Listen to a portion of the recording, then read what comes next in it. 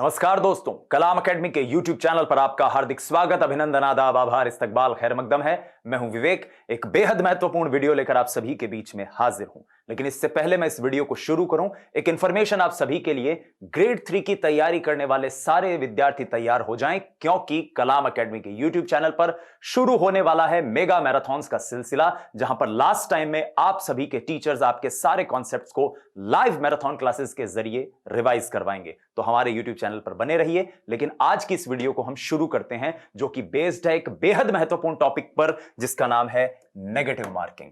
अक्सर हमें students class में पूछते रहते हैं कि सर, पढ़ते बहुत हैं लेकिन क्लास में पढ़ने के बावजूद, चीजों को याद करने के बावजूद एग्जाम में नेगेटिव मार्किंग होती है, इससे कैसे बचा जा सकता है। मैं साइकोलॉजी का स्टूडेंट हूं, बहुत सारी रिसर्चेस, थ्योरीज, फैलेसीज या बायसेस मैंने पढ़े, तो उसके बाद मुझे लगा कि हो सकता है ये सारे वो कारण हो जिनके कारण विद्यार्थी एग्जाम में पढ़ने के बावजूद क्वेश्चन आंसर्स गलत कर आए या नेगेटिव मार्किंग हो जाए।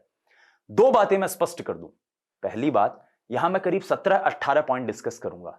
जरूरी नहीं है हर विद्यार्थी के साथ यही कारण हो। और दूसरी बात, ऐसा भी नहीं है इस वीडियो को देखने के बाद आपको यह लगे कि अब मेरी जिंदगी में किसी एग्जाम में नेगेटिव मार्किंग होगी ही नहीं, क्योंकि यह एक सत्य है। एग्जाम में नेगेटिव मार्किंग होती है, टॉपर्स के साथ भी होती है इवन।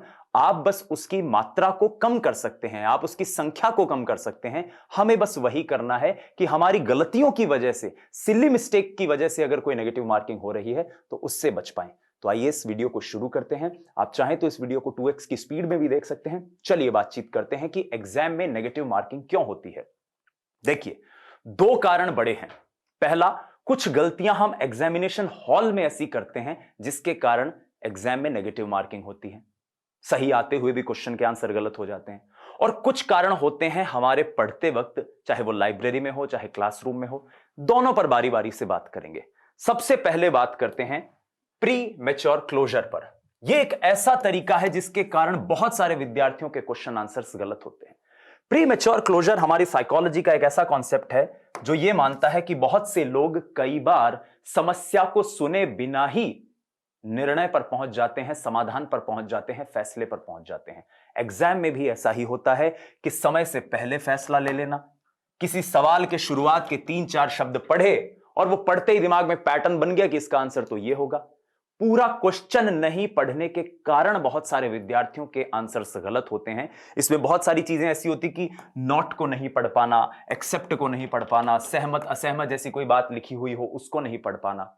तो पहला काम यह कीजिए, धैर्य के साथ, तसल्ली के साथ क्वेश्चन को पूरा पढ़िए। हो सकता है आप जो सोच रहे हैं वो उसका आंसर हो ही ना। प्री मैच्योर क्लोजर एक बड़ा कारण है विद्यार्थियों के नेगेटिव मार्किंग के पीछे। आपके साथ अगर ऐसा कारण है तो प्लीज इसे जांचिए और एलिमिनेट कीजिए। दूसरे कारण पर चलते हैं। दूसरा कारण होता है कॉग्निटिव इंपल्सिविटी। कॉग्निटिव इंपल्सिविटी क्या होता है कि कई बार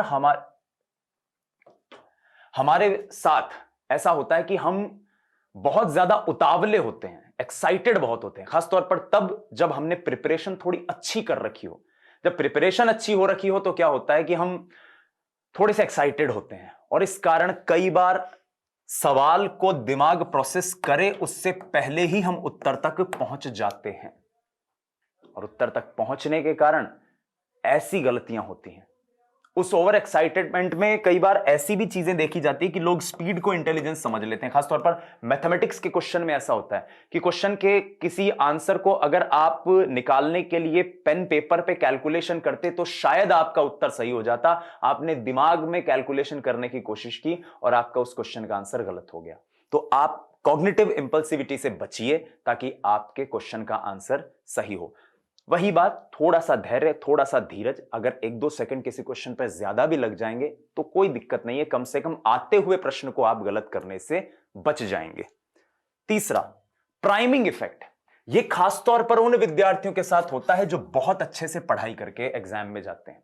वो विद्यार्थी जिन्होंने बहुत सारी बुकलेट्स पढ़ी हो, जिन्होंने प्रीवियस ईयर के क्वेश्चन पेपर्स पढ़े हो, जिन्होंने किसी इंस्टीट्यूट की टेस्ट सीरीज लगाई हो। क्या होगा, जब आप एग्जाम में उस क्वेश्चन को देखते हैं तो आपको लगता है कि अरे ये तो वही क्वेश्चन है, ये तो मेरे टेस्ट सीरीज के उस क्वेश्चन जैसा है, ये तो फला साल के उस पेपर में आया हुआ क्वेश्चन जैसा लग रहा है, और आप उस क्वेश्चन को पढ़ते ही नहीं है। आप प्राइमिंग इफेक्ट पे चले जाते हैं। पुरानी यादों ने जो आपके दिमाग में एक फिगर बना रखा था, वही इमेज आपके सामने वापस आती है और आप उसी इमेज को मानकर सवाल के जवाब तक पहुंच जाते हैं। तो ये वही चीज है, पुरानी यादों के इस मायाजाल से बचिए। अगर आपने कोई क्वेश्चन एग्जामिनेशन हॉल में देखा हो और आपको बिल्कुल वैसा ही प्रतीत हो रहा हो, तो एक बार तसल्ली से उसे पढ़ लीजिए।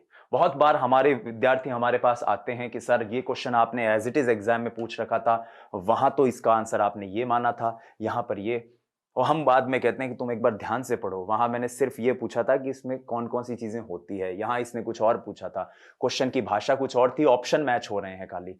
ये चीजें बहुत ज्यादा जरूरी है। प्राइमिंग इफेक्ट से बचिए। अगर कई बार ऐसा आपके साथ हो रहा हो तो प्लीज उसे एलिमिनेट करने की कोशिश कीजिए। अगला क्वेश्चन, अगला पॉइंट, एंजाइटी और HCL, high cognitive load.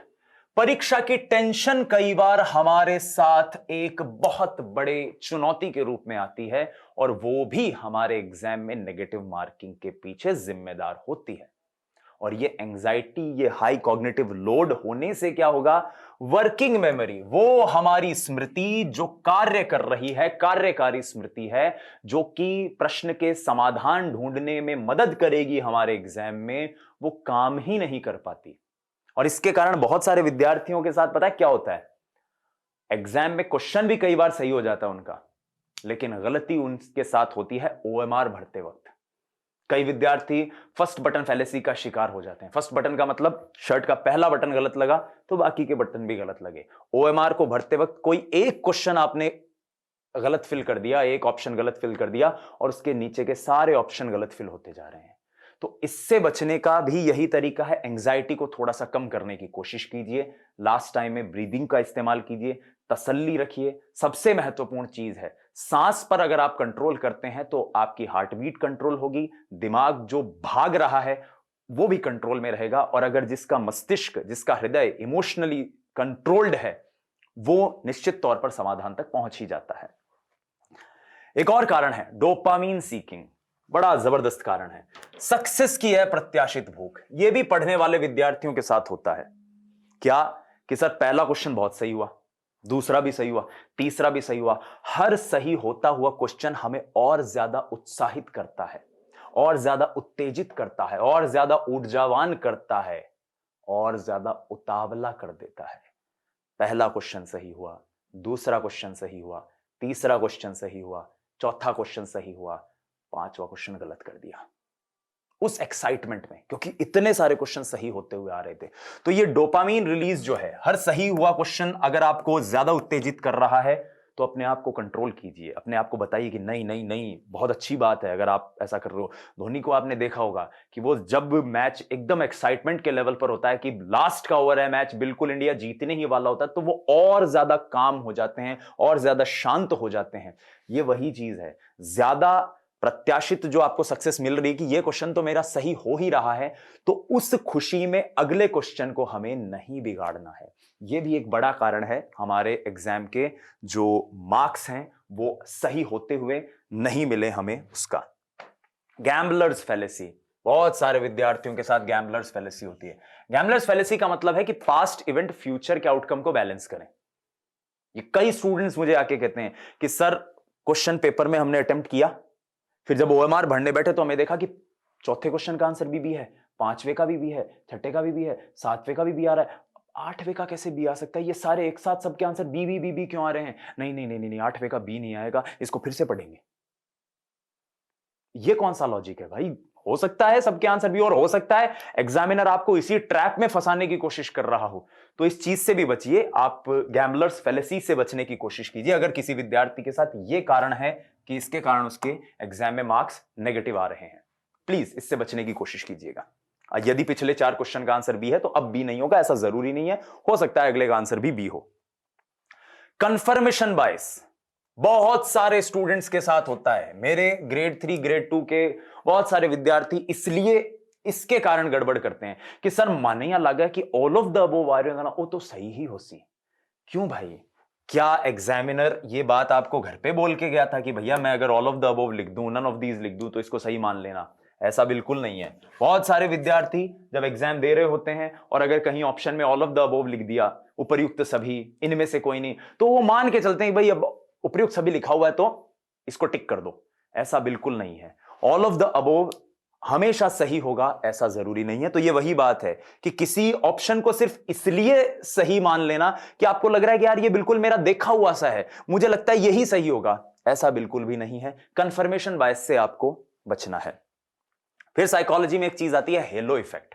Hello effect का मतलब होता है कि कोई एक चीज का प्रभाव ऐसा हो, किसी एक गुण का, कि वो बाकी सारी कमियों को या बाकी सारे गुणों को क्या कर ले, शैडो कर ले, उनके ऊपर हावी हो जाए। इसको मैं सहज भाषा में, आम भाषा में समझाऊं तो कई बार ऐसा होता है कि गांव में या शहरों में किसी की शादी हो रही हो, किसी बेटी की शादी करनी हो, तो पता चले कि यार साहब जिस लड़के से हम शादी करना चाहते हैं वो लड़का सरकारी अधिकारी है। अब उसका परिवार कैसा है, गांव कैसा है, उनकी हिस्ट्री कैसी है, एजुकेशन कैसी है, वो कभी ट्रैप हुआ हो, करप्शन में इन्वॉल्व हो, कोई मतलब नहीं है भाई, सरकारी अधिकारी है जना, बस आपने तो ब्याह कर दो। ये जो चीज है ये एक तरह का हेलो इफेक्ट है कि आप एक गुण के आगे बाकी सारे गुण को गौण मान ले, सेकेंडरी मान ले। एग्जाम में ये कैसे काम करता है? एग्जाम में ये ऐसे काम करता है कि कई बार कुछ विद्यार्थी इस विचार के साथ एग्जाम हॉल में एंटर होते हैं कि प्रश्न की भाषा अगर जटिल है, अगर उसकी लैंग्वेज बहुत बड़ी है, तो बस मतलब अब तो इस क्वेश्चन का आंसर जटिल ही होगा। बहुत अगर इसकी आधे पेज में अगर क्वेश्चन लिख दिया है एग्जामिनर ने, इसका मतलब ये तो पता नहीं क्या ही पूछ रहा होगा। वो कुछ अगर उल्टी सीधी बात कह रहा है, इसका मतलब अब हमें इसमें ज्यादा उतरना ही नहीं है। इस चीज से बचिए। अगर प्रश्न जटिल हो तो जरूरी नहीं है कि उसका उत्तर जटिल ही होगा, उसका उत्तर सरल हो सकता है। तो ये चीज भी कई बार बहुत सारे विद्यार्थियों के साथ उनके क्वेश्चनों के आंसर गलत होने के पीछे जिम्मेदार होती है, वो हेलो इफेक्ट का शिकार हो जाते हैं। प्लीज मेक इट श्योर कि ऐसा आपके साथ नहीं हो। Dunning Kruger effect. मनोविज्ञान मानता है कि जिसके पास ज्ञान होता है वो अक्सर आत्मविश्वास की कमी से ग्रसित होता है, और जिसके पास ज्ञान नहीं होता वो बहुत ओवर कॉन्फिडेंट रहता है कि तेरा भाई ना सो क्यों आवे है। इस ओवर कॉन्फिडेंस के कारण, जबकि नॉलेज आपको है ही नहीं, कई बार आप क्वेश्चन पेपर को देते वक्त एग्जामिनेशन हॉल में गलती का शिकार हो सकते हैं। हालांकि ये जो कारण है डनिंग क्रगर इफेक्ट, इसका एग्जामिनेशन हॉल की गलती से कोई लेना देना नहीं है। इसका पूरा पूरा संबंध है आपकी प्रिपरेशन के टाइम से, कि आप जब प्रिपेयर कर रहे हो, जब आप तैयारी कर रहे हो, उस वक्त आप इस ओवर कॉन्फिडेंस के शिकार ना हो। 2-3 बार किसी क्वेश्चन को पढ़ें, उस टॉपिक को समझें, किसी दोस्त से डिस्कस करें, तब जाकर आपको पूरा कॉन्फिडेंस आ जाए कि हाँ भाई अब मुझे ये अच्छे से आता है और अब मैं इसके किसी भी क्वेश्चन को गलत नहीं होने दूंगा। तभी जाकर उस क्वेश्चन को देखें। ओवर कॉन्फिडेंस का भ्रमजाल। रिकॉग्निशन वर्सेस रिकॉल, बहुत बड़ी दिक्कत। ये बहुत सारे विद्यार्थियों के साथ होता है। क्या कि सर क्वेश्चन को पढ़ते वक्त ये हमें समझ में आ जाता है कि यार ये कहीं पढ़ा हुआ तो है, कहां पढ़ा हुआ है ये याद नहीं आ रहा। पढ़ा तो था हमने, क्लास में आपने बताया था, तब बात तो ऐसी हुई थी, लेकिन एग्जामिनेशन हॉल में यहां याद ही को नहीं आ रही हो कि बात के कई ही थे। ऐसा क्यों होता है? ऐसा इसी रिकॉग्निशन और रिकॉल के कमी के कारण होता है। देखो, रिचर्ड फिनमैन ने इसके लिए एक कॉन्सेप्ट दिया था, इसे फिनमैन वेरिफिकेशन कहते हैं। ये 4 स्टेप की थ्योरी है, लेकिन हम 4 स्टेप की थ्योरी के साइकोलॉजी पर नहीं जाते हैं, उसको मैं सरल भाषा में बताता हूं। रिचर्ड फिनमैन कहते हैं कि अगर आपको किसी कॉन्सेप्ट को यह जांचना हो कि मुझे ये आता है या नहीं आता है, तो एक छोटा सा काम करो, किसी और को समझा दो। अगर आपके समझाने से उसको ये कॉन्सेप्ट क्रिस्टल क्लियर समझ में आ गया, या आपके समझाते वक्त आपको कुछ नॉलेज गैप लगा कि यार मैं इसे समझा रहा था तो मैं ये वाली बात नहीं बता पा रहा था इसको, तो आप अपने आप को और इंप्रूव कर लो।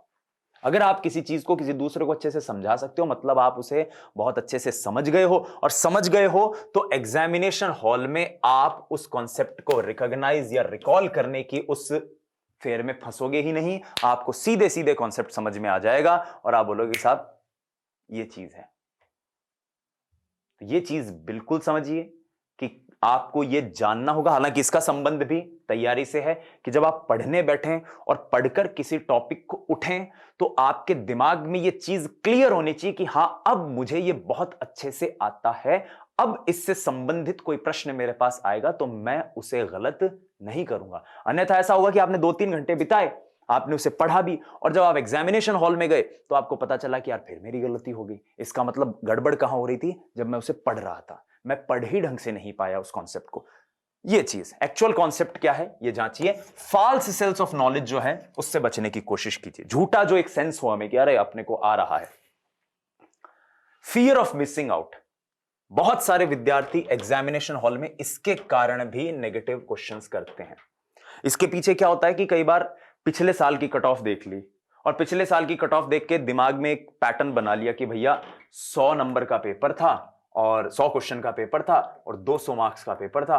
200 मार्क्स का पेपर था, कट ऑफ जो है वो 100 नंबर गई, मतलब आपको एटलीस्ट 50 क्वेश्चन तो आपके होने चाहिए, मतलब मुझे इतने क्वेश्चन तो करने ही करने हैं, मुझे 80 क्वेश्चन अटेम्प्ट करने ही करने हैं, मुझे 90 क्वेश्चन अटेम्प्ट करने ही करने हैं। और मान लो आपने दिमाग में एक पैटर्न बिठा लिया 90 क्वेश्चन अटेम्प्ट करने हैं और 80 आपके हो रहे हैं, तो आपको ये लगेगा कि यार अगर ये छूट गया तो गड़बड़ होगी, इस 2 क्वेश्चनों के कारण गड़बड़ होगी, लो जाते जाते इसको भी टिक कर जाते हैं। ऐसी चीजों से बचने के लिए आपको ध्यान देना होगा कि आप जो पढ़ रहे हैं, जिस क्वेश्चन को आप अटेम्प्ट कर रहे हैं, क्या आप अपनी मेहनत से कमाए हुए वो 2 नंबर 1.5 नंबर जो भी आपके एग्जामिनेशन का पैटर्न हो, जितने भी मार्क्स का पेपर हो, उसको गंवाने के लिए तैयार हैं? क्या सिर्फ इसलिए तो किसी क्वेश्चन का आंसर नहीं दे रहे हैं कि अभी ठीक है इसको कर देते हैं, क्या पता छूट जाए तो क्या होगा, मुझे 80 क्वेश्चन अटेम्प्ट करने, 90 क्वेश्चन अटेम्प्ट करने। Please please please examination hall में ऐसी किसी भी प्रायर थ्योरी के साथ मत जाइए कि 90 क्वेश्चन तो करने ही है, 80 क्वेश्चन तो करने ही है। हां, एक लमसम आप आइडिया लेके चल सकते हो कि साहब पिछली कट ऑफ ये थी तो इसके आसपास मुझे पहुंचना है, लेकिन ये कोई सेट रूल किसी भी एग्जाम में किसी भी एग्जामिनर द्वारा तय नहीं किया हुआ होता कि पिछले साल पेपर में अगर हमने कट ऑफ 100 नंबर के पेपर में अगर 80 नंबर रखी थी तो इस बार भी 80 ही होगी। हो सकता है इस बार 60 हो सकता है इस बार 90 भी हो। तो वो एग्जाम पेपर को देखते हुए और बाकी सारे विद्यार्थियों की तैयारी को देखते हुए कट ऑफ तय होती है। पहले से अगर आप ऐसी कोई चीज करके जाते हैं तो फियर ऑफ मिसिंग आउट से गुजरते हैं कि यार मैं इसे कर ही देता हूं, छूट गया तो पता नहीं क्या हो जाएगा। इससे बचिए। संक कॉस्ट फैलेसी, इसे एंडाउनमेंट इफेक्ट भी कहते हैं। बहुत सारे विद्यार्थियों के साथ होता है, खासतौर पर फिजिक्स के क्वेश्चन करते वक्त, मैथमेटिक्स के क्वेश्चन करते वक्त किसी कैलकुलेशन पे अटक गए, सही आंसर नहीं आ रहा, 5 मिनट 10 मिनट 15 मिनट आपने उस क्वेश्चन पे लगा दिए। अब 10 मिनट बाद आप उसका उत्तर इसलिए ढूंढते हो क्योंकि आपको यह लगता है कि मैंने इस पे इतना टाइम लगा दिया है तो अब मुझे इसका उत्तर चाहिए, मेरा ईगो हर्ट हो रहा है। तब आप सही उत्तर तक नहीं पहुंचना चाहते, तब आप अपने बिताए हुए या गंवाए हुए वक्त को जस्टिफाई करना चाहते हो। और इस एंडाउनमेंट इफेक्ट या इस संक कॉस्ट फैलेसी के कारण हो सकता है आपका आंसर तो सही आ जाए, लेकिन हो सकता है पेपर छूट जाए। तो अक्सर जिन विद्यार्थियों का पेपर छूट जाता है उसके पीछे एक बड़ा कारण यही होता है कि वो ये समझ नहीं पाते कि मेरे लिए जो टाइम है वो भी उतना ही इंपॉर्टेंट है, क्वेश्चन भी उतना ही इंपॉर्टेंट है, इसको बैलेंस करना है। देखिए, हमारे गुरु एक बात कहते हैं कि क्वेश्चन पेपर अटेम्प्ट करना मैनेजमेंट का खेल है, ज्ञान की भूमिका उसमें थोड़ी सी कम रहती है। वो मैनेजमेंट का मामला है कि आप कैसे अपने वक्त को, अपनी ऊर्जा को, अपनी एनर्जी को और अपने टेम्परामेंट को मैनेज कर पाओ, ताकि आप उस दिए गए वक्त में ज्यादा से ज्यादा सही उत्तर देकर उस कट ऑफ को क्लियर करके सिलेक्शन प्राप्त कर पाओ। तो ये संक कॉस्ट फैलेसी है, उत्तर नहीं समय को जस्टिफाई करना। इसमें इतना टाइम लगाया है तो अब तो इसका आंसर निकाल के ही रहूंगा, और इस कारण कई बार गलतियां हो जाती है। एंकर्स ट्रैप बहुत सारे विद्यार्थियों के साथ होता है, खासतौर पर पहली बार जो एग्जाम देने जाते हैं उन विद्यार्थियों के साथ होता है। पहला क्वेश्चन देखा, नहीं हुआ, दूसरा क्वेश्चन देखा, समझ में नहीं आया, तीसरा क्वेश्चन देखा, समझ में नहीं आया, चौथा क्वेश्चन देखा, समझ में नहीं आया। मैं यकीन के साथ कह सकता हूं 5वां प्रश्न देखते वक्त आपकी हार्ट बीट 130 140 के पास होगी, आपके चेहरे पर पसीने होंगे, आप बिल्कुल टेंशन में आ जाओगे कि यार ये हो क्या रहा है, 5 क्वेश्चन लगातार नहीं हुए। और हो सकता है वो 5वां क्वेश्चन इतना सरल हो जिसकी कोई हद ना हो, वो एक ट्रैप हो, आपको ट्रैप करने के लिए एग्जामिनर ने ऐसा ट्रैप बनाया हो, आप उसमें फंस जाते हैं और क्वेश्चन का आंसर या तो अटेम्प्ट ही नहीं करते या गलत करके आ जाते हैं। एंकर्स ट्रैप से अपने एग्जामिनेशन हॉल में बचिए, कॉन्फिडेंस को बना के रखिए। अगर 5 क्वेश्चन सही नहीं हुए हैं तो एक तरीका माना जाता है कि आप लास्ट से पेपर को अटेम्प्ट करने लग जाइए, क्या पता बीच से कहीं से पेपर को उठा लीजिए। ये सारी स्ट्रेटेजीज हैं आपके पेपर को अटेम्प्ट करने के प्रोसेस की, आप उससे भी बच सकते हैं और अपने सही उत्तर तक पहुंच सकते हैं और सिलेक्शन के अच्छे मार्क्स के नजदीक जा सकते हैं। सीरियल पोजीशन इफेक्ट, सीक्वेंस का धोखा। देखिए एक रिसर्च हुई और उस रिसर्च में स्टूडेंट्स को बहुत सारे क्वेश्चंस अटेम्प्ट करने के लिए दिए गए। ये बड़ी जोरदार बात है, ये मैं भी पढ़ रहा था तो मुझे बड़ा मजा आया इसको पढ़ते वक्त, कि बहुत सारे क्वेश्चंस कुछ स्टूडेंट्स को अटेम्प्ट करने के लिए दिए गए और यह देखा गया कि उनका अटेंशन स्पैन शुरुआत के प्रश्नों में बहुत ज्यादा होता है, लास्ट के प्रश्नों में भी बहुत ज्यादा होता है, बीच में थोड़ा कम होता है। मतलब शुरू के क्वेश्चन करते वक्त बहुत ध्यान से क्वेश्चन करते हैं, लास्ट के क्वेश्चन करते वक्त भी ध्यान से क्वेश्चन करते हैं, लेकिन बीच के प्रश्नों में शुरू और लास्ट की तुलना में ध्यान थोड़ा सा कम हो जाता है। इसलिए ऐसा देखा गया है ज्यादातर केसेस में कि नेगेटिव मार्किंग जो होती है उसकी मात्रा या उसकी प्रोबेबिलिटी बीच के प्रश्नों में सबसे ज्यादा होती है। तो इससे भी आपको बचने की कोशिश करनी है। सीरियल पोजीशन इफेक्ट से बचिए। पेपर का मिडिल सेक्शन जो है उसमें अटेंशन स्पैन कम है, इस कारण गलती की प्रोबेबिलिटी ज्यादा है। ऐसा ना होना चाहिए, आपको उससे बचना है। आपको पेपर के मिडिल सेक्शन को भी उसी अटेंशन के साथ अटेम्प्ट करना है, इस पर भी ध्यान दीजिए। फिर आइए ज़िगार्निक इफेक्ट। पढ़ने वाले विद्यार्थियों के साथ सबसे बड़ी प्रॉब्लम अगर कुछ है तो वो यही है। ज़िगार्निक इफेक्ट कहता है कि हमारा दिमाग हमेशा अनफिनिश्ड टास्क को सोचता रहता है, भले उस काम को वो करे या ना करे। मतलब कि मैं आज मान लीजिए मुझे बाजार से कोई सामान लाना होगा, मैं घर से सुबह सुबह निकला तो मेरे घर वालों ने कहा कि यार बेटा बाजार से ये सामान लेके आ जाना, और वो दुकान मैं जब रास्ते में आता हूं तो वहीं थी। मैं चाहता तो सुबह सुबह उस सामान को लेके और मेरे गाड़ी में रख लेता, लेकिन मैंने ये सोचा कि यार इसको जाते वक्त लेंगे। अब पूरे दिन मैं दिमाग में यही सोचता रहूंगा कि यार अपने को जाते वक्त सामान लेना है, जाते वक्त सामान लेना है। भले मैं क्लास में पढ़ा रहा हूं, भले मैं कोई और काम कर रहा हूं, भले मैं टेस्ट सीरीज का कोई पेपर बना रहा हूं, मेरे दिमाग में वही चीज चल रही है। इसको ज़िगार्निक इफेक्ट कहते हैं। अब ये एग्जामिनेशन में कैसे आता है? मान लीजिए आप कोई टॉपिक पढ़ रहे थे, आप पढ़ रहे थे थॉर्नडाइक के 3 नियम कौन से हैं, आपने पढ़ा तत्परता, अभ्यास, प्रभाव। प्रभाव नियम को आधार बनाकर किस मनोवैज्ञानिक ने प्रयोग किया? स्किनर इसका आंसर है। स्किनर मिस हो गया दिमाग से, कहीं कुछ वर्किंग मेमोरी में गड़बड़ हुई, वो कौन सा नाम चला गया। ये तीसरा क्वेश्चन था पेपर का, लेकिन आप जब 15वां 20वां क्वेश्चन कर रहे हो तो भी आपके दिमाग में यही चल रहा है कि यार वो कौन सा था। तो कई बार ऐसा होता है कि शुरुआत का वो क्वेश्चन जिसको आपने पढ़ा था लेकिन अभी वो याद नहीं आ रहा, इस कारण आप उसको कर तो नहीं पाए, लेकिन जब 20वां 25वां 40वां क्वेश्चन कर रहे हो तब भी दिमाग में कहीं बैक ऑफ द माइंड वो क्वेश्चन चल रहा है कि यार उसका क्या आंसर था, और इस कारण इस क्वेश्चन पे फोकस नहीं कर पाए ढंग से, और उस क्वेश्चन के कारण ये जो नया सवाल था ये गलत हो गया। ज़िगार्निक इफेक्ट से बचने का तरीका कुछ मनोवैज्ञानिक मानते हैं पार्किंग कर देना, क्वेश्चन को पार्क कर देना, मतलब उसको मार्क कर देना कि इसको अभी नहीं देखेंगे, सेकंड लॉट में देखेंगे, बाद में देखेंगे। एनालिसिस पैरालिसिस, ये भी बहुत सारे विद्यार्थियों के साथ होता है, खासतौर पर 50-50 वाला जो ऑप्शन होता है ना कि सर 2 ऑप्शन में से किसी एक पे जाना था, मुझे लग रहा था कि सर यही सही है, मैं इसके ऊपर चला गया था, मैंने शुरू में टिक इसी को किया था, पर सर ओएमआर बढ़ते टाइम पता नहीं मेरे क्या हुआ, मैंने ये टिक कर दिया। ओवर एनालिसिस, जरूरत से ज्यादा सोचने के कारण अपने ही पैरों पर खुद कुल्हाड़ी मार लेना, और इसका कारण बचने का क्या हो सकता है? First instinct fallacy. ऐसा माना जाता है कि पहला इंस्टिंक्ट, जो पहली बार आंसर जो आता है ना एकदम से, वो हमेशा सही होता है, या ज्यादातर सही होता है, हमेशा तो नहीं कहना चाहिए, ज्यादातर सही होता है, क्योंकि वो अचेतन की पुकार होती है। अनकॉन्शियस माइंड, जिसने कभी एग्जामिनेशन हॉल में चीज पढ़ी हुई थी, उसको रिकॉल रहती है चीज। जब आप एग्जामिनेशन हॉल में देखते हैं तो आपका दिमाग कहता है यार ये सही होगा।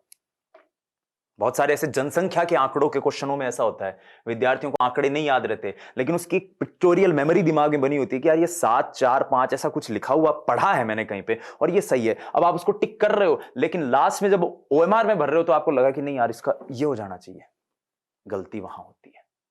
तो एनालिसिस पैरालिसिस से बचिए, ओवरथिंक नहीं करना है। अगर आपको लग रहा है कि आपका उत्तर फर्स्ट इंस्टिंक्ट में आ रहा है तो ज्यादा सोचेंगे तो स्वाभाविक सी बात है आप गलत उत्तर तक जाएंगे।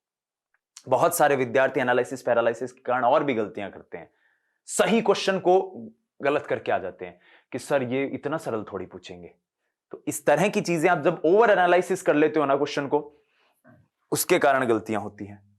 विशफुल थिंकिंग बायस, ये तो मतलब जो बैक बेंचर्स होते हैं ना, उनके काम का है कि पहले तो तुक्का लगा देना, फिर बालाजी महाराज से प्रार्थना करना कि भगवान इसको सही कर देना। आप अपने तुक्के को जस्टिफाई कर रहे हो, गलती करके फिर उसे सही मानना। गलती तो कर दी, तुक्का लगा दिया, अब सोच रहे यार बस ये सही हो जाए कैसे भी करके। बहुत सारे विद्यार्थी इसलिए कहते हैं ना कि सर एग्जामिनेशन में रिजल्ट आ गया है और उसने कट ऑफ इतनी मानी है, मैं 2 क्वेश्चनों से अटक रहा हूं, सर ये 4-5 क्वेश्चनों में मैं चाह रहा हूं कैसे भी करके कोई आपत्ति लगा दूं कि किसी तरीके से मेरा ये क्वेश्चन सही मान ले। जो क्वेश्चन का उत्तर गलत है उसको कैसे वो सही मानेगा। विशफुल थिंकिंग बायस से बचिए, ऐसा कुछ भी मत कीजिए जिसके कारण आपको आपके बहुत गूढ़ तरीके से जो आपने मेहनत करके मार्क्स बनाए हैं उन मार्क्स को आपको गंवाना पड़ जाए। इसको लेकर एक तरीका बताया जाता है। बहुत सारे जो टॉपर्स हैं, बहुत सारे जो विषय विशेषज्ञ हैं, हमारे जो टीचर्स हैं, मेंटोर्स हैं, वो बताते हैं कि 3 राउंड स्ट्रेटजी अपना सकते हैं आप। क्या कि आप पहले अटेम्प्ट में पेपर को करें, आपको जो लग रहा है कि भाई इसका आंसर ये सही है, ये सही है, ये सही है, ये सही है, सही है, सही हो सकता है 100 क्वेश्चनों के पेपर में फर्स्ट राउंड में आप 50 क्वेश्चन कर पाए और 50 के 50 ऐसे हो जो बहुत सरल थे लेकिन आपने वो कर लिए फर्स्ट राउंड। सेकंड राउंड में आप देखिए वो क्वेश्चन जैसे मैंने अभी बताया था ना कि वो एक पार्क कर दिया आपने, कैलकुलेटिव रिस्क। थर्ड राउंड में आप देखिए वो डेंजर जोन का क्वेश्चन जिसको आपको लग रहा है कि यार यहां पे बिल्कुल मतलब करो या मरो की स्थिति है, या तो अटेम्प्ट करूंगा तो सही होगा, नहीं तो हो सकता है गलत हो जाए, मुझे बिल्कुल भी गारंटी नहीं है।